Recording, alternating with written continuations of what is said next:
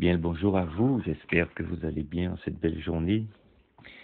Maintenant que nous ne sommes plus confinés, beaucoup de personnes ont repris une activité à peu près normale.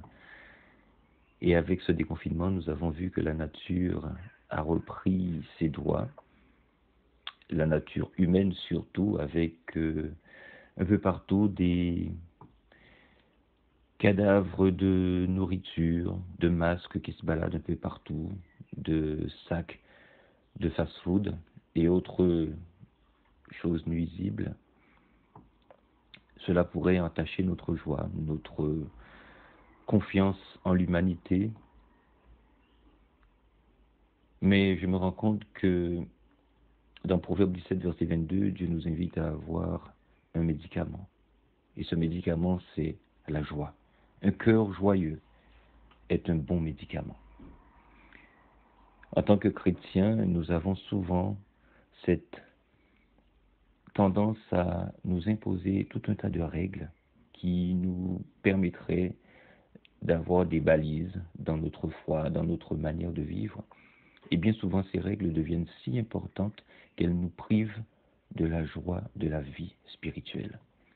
Ne pas faire ci, ne pas faire ça, ne pas manger ceci, ne pas s'habiller de telle ou telle manière, ne pas aller tel endroit, ne pas écouter telle ou telle chose.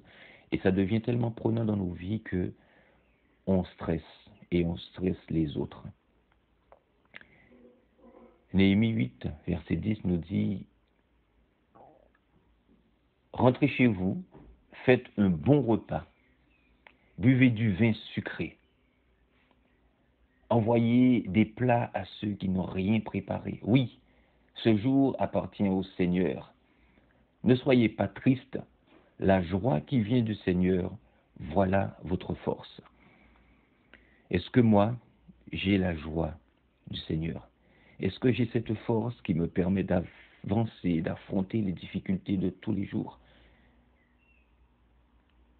Est-ce que ceux qui me fréquentent, mes voisins, mes amis, ceux que je croise dans la rue, me regardent avec envie, se disant « Waouh, il émane de cet homme, de cette femme, une joie énorme.